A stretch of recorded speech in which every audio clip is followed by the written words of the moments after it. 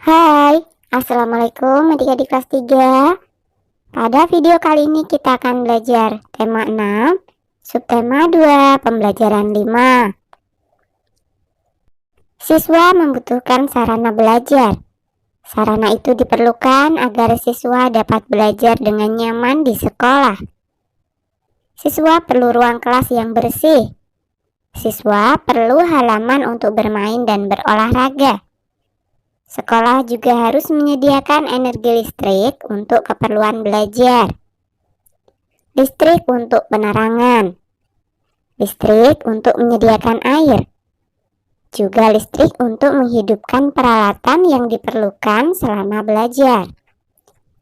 Setiap bulan sekolah harus membayar penggunaan energi listrik.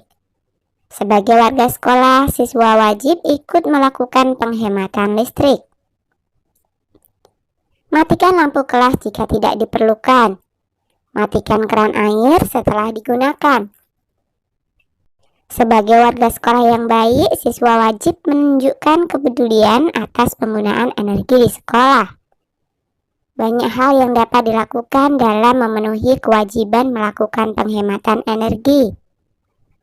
Perilaku hemat merupakan perilaku yang disukai Tuhan.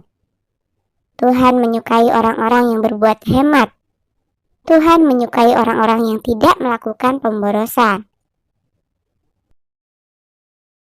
Jadi apa sajakah yang dibutuhkan agar kalian dapat belajar dengan nyaman? Berikan 3 contoh. Nah, agar belajar dengan nyaman, siswa memerlukan ruang yang rapi, bersih, kemudian ruangan yang jauh dari keramaian, dan ruangan yang memiliki penerangan dan sirkulasi yang cukup. Apa yang perlu disediakan sekolah agar siswanya dapat belajar dengan nyaman? Berikan 3 contoh. Agar belajar dengan nyaman, sekolah perlu menyediakan ruang kelas yang bersih, halaman untuk bermain dan berolahraga, dan energi listrik untuk keperluan belajar. Apa kewajiban siswa terhadap sarana yang disediakan sekolah? Kewajiban siswa terhadap sarana sekolah adalah menjaga dan merawatnya dengan baik. Untuk apa sajakah energi listrik digunakan di sekolah? Berikan 3 contoh.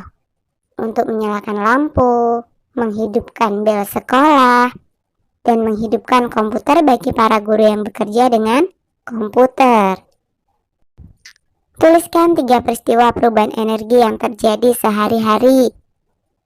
Nah, contoh perubahan energinya antara lain: saat menyetrika terjadi perubahan energi listrik menjadi energi panas.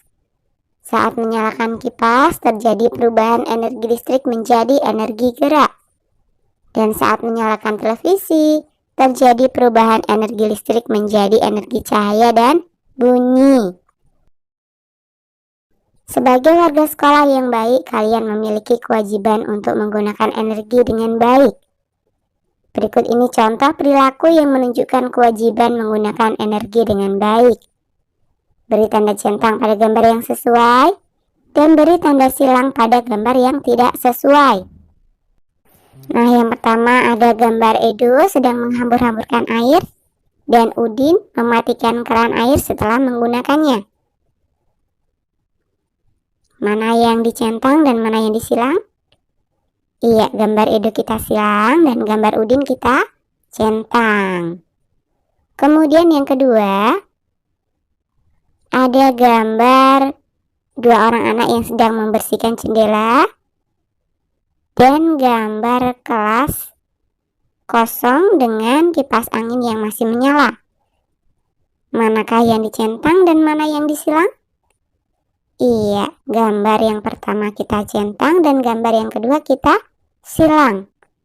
Karena menyalakan kipas angin dalam keadaan kelas kosong adalah pemborosan energi. Kemudian gambar yang ketiga, terlihat anak sedang mencoret-coret papan tulis. Dan Meli yang menyiram tanaman. Tentu saja yang pertama kita silang, dan yang meli kita centang. Tuliskan 3 contoh kewajiban menggunakan energi di rumah. 1. Menggunakan energi dengan bijak atau sesuai kebutuhan. 2. Menjaga kelestarian sumber-sumber energi yang ada. 3. Memanfaatkan teknologi dan peralatan yang hemat energi. Kalian harus melaksanakan kewajiban dengan penuh tanggung jawab. Penghematan energi merupakan tanggung jawab kalian. Menghemat energi sangat penting bagi kehidupan. Sikap ini merupakan rasa syukur kepada Tuhan. Setiap hari kita menggunakan energi. Tanpa energi, manusia tidak dapat melakukan aktivitas. Semakin lama aktivitas dilakukan, maka semakin besar energi yang digunakan. Hitunglah lama waktu pada kegiatan berikut. Tentukan satuan waktu yang sesuai. Nah, kegiatan yang pertama adalah menyiapkan sarapan. Kegiatan dimulai pukul 5 lebih 45 menit dan selesai pada pukul 6 lebih 15 menit. Maka lamanya adalah 06.15 dikurangi 05.45. 15 tidak bisa dikurangi dengan 45, maka pinjam depannya. Pinjam 1 jam dan dijadikan 60 menit. Jadi 05.75 dikurangi 05.45. 75 dikurangi 45 sama dengan 30. 05 dikurangi 05 sama dengan 0. Jadi lamanya adalah 30 menit. Kegiatan yang kedua adalah perjalanan ke sekolah. Kegiatan dimulai pukul 6 lebih 20 menit dan selesai pukul 6 lebih 45 menit. Lamanya adalah 06.45 dikurangi 06.20. 45 dikurangi 20 sama dengan 25. 06 dikurangi 06 sama dengan 0. Jadi lamanya adalah 25 menit. Kemudian kursus bahasa Inggris. Mulai pukul 15 lebih 30 menit dan selesai pukul 17 tepat.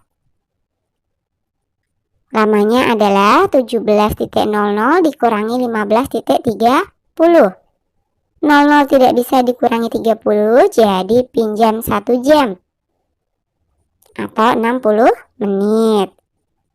Jadinya 16.60 dikurangi 15.30. 60 dikurangi 30 sama dengan 30. 16 dikurangi 15 sama dengan 1. Jadi lamanya adalah 1 jam 30 menit. Kemudian mengerjakan PR. Dimulai pukul 19 lebih 30 menit dan selesai pukul 21 tepat. Lamanya adalah 21.00 dikurangi 19.30. 00 dikurangi 30 tidak bisa, jadi pinjam 1 jam atau 60 menit. Jadinya 20.60 dikurangi 19.30. 60 dikurangi 30 sama dengan 30. 20 dikurangi 19 sama dengan 1. Jadi lamanya adalah 1 jam 30 menit. Kemudian kegiatan yang terakhir adalah istirahat malam. Dimulai pukul 21 lebih 30 menit dan selesai pukul 5 tepat. Lamanya adalah, yang kita lakukan pertama kali adalah mengurangkan 24.00 dengan 21.30. 00 dikurangi 30 tidak bisa, jadi pinjam depannya, pinjam 1 jam atau 60 menit. 23.60 dikurangi 21.30. 60 dikurangi 30 sama dengan 30. 23 dikurangi 21 sama dengan 2. Jadi dari pukul 21 lebih 30 menit sampai pukul 24.00 lamanya adalah 2 jam 30 menit. Kemudian kita tambahkan 5 jam. Jadi lamanya adalah 7 jam 30 menit. Pada tabel ada 5 kegiatan. Kegiatan manakah yang paling lama? Iya, istirahat malam. Kegiatan mana yang paling singkat? Perjalanan ke sekolah. Oke, sampai di sini dulu video kali ini ya. Sampai jumpa di video berikutnya.